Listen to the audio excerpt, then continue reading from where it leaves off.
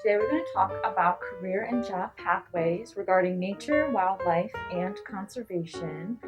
We're joined by Walt, a professional, who will share a bit about what he does.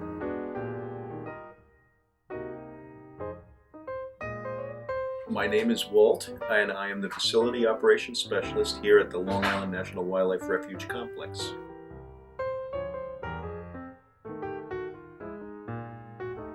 The education that I received, basically I'm a high school graduate.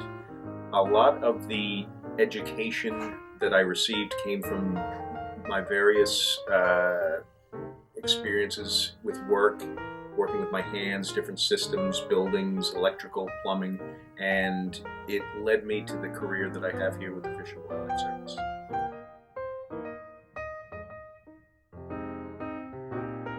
My final 2 years of high school, I worked in a boatyard as a yard helper, carrying cement blocks, painting bottoms of boats, just yard help. That led me to another job at a larger marina where I became a boat mechanic.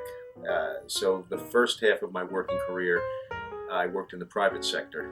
That gave me a lot of knowledge dealing with different systems, mechanical, electrical, plumbing, and I used all of that knowledge to branch into other things.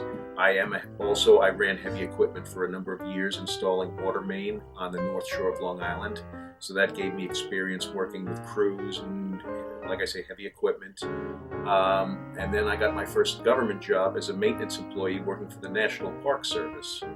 And I started as a carpenter and went to other things, boat operator, boat mechanic, and that led me to where I currently am here with the Fish and Wildlife Service.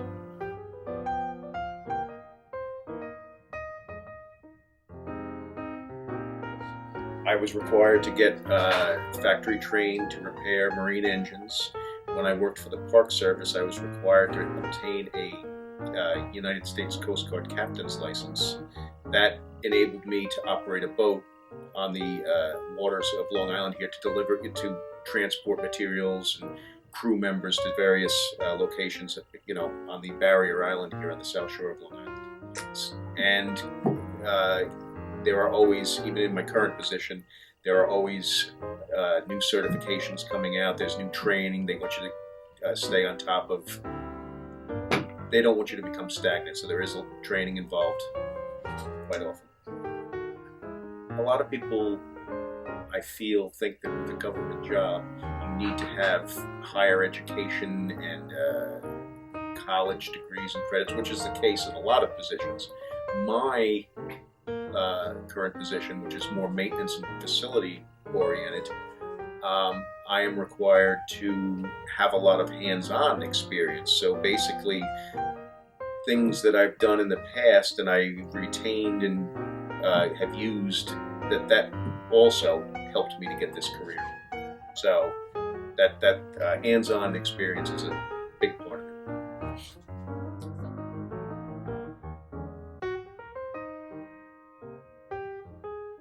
In the Fish and Wildlife Service, if you have a project, say you're at a specific area that has a federal refuge, it could be anything. If there's a project that needs to be done that is beyond the scope of what you have, like the people you have working with you, they will put together what's called a MAT team. MAT is an acronym for Maintenance Action Team, and basically the region will send other qualified Fish and Wildlife employees to help you accomplish this project. It's kind of done in-house, and normally heavy equipment is involved. So excavators and skid steer loaders are special tools that I enjoy running.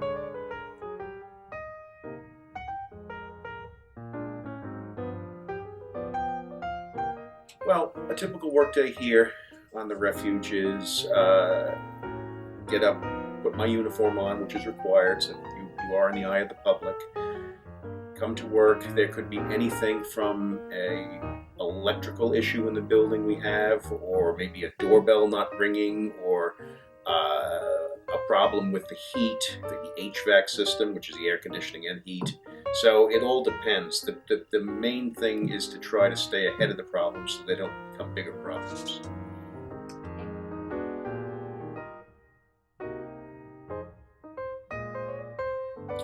Yes, where I currently work, the refuge, it's considered a complex, so there are different sites that we have to travel to. It's relatively close, within an hour and a half, I think is the furthest location.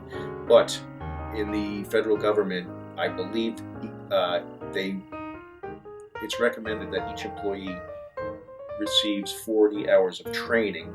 It doesn't, it's specific. You put in for what you want to better yourself, and the training sometimes involves you traveling to a different part of a different state. So yes, travel is involved.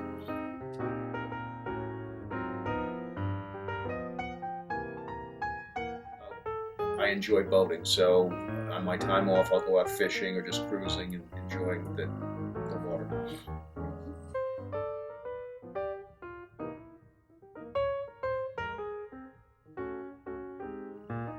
I probably have been given the advice, but I just didn't listen. But my advice is to plan for the future, because it gets there.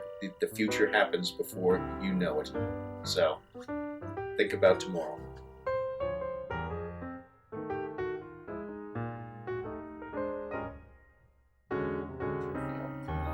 Well, for me, it's very rewarding. I enjoy the outdoors, and with everything that's happening in recent times, I feel the need that we need to preserve what we have for future people to enjoy.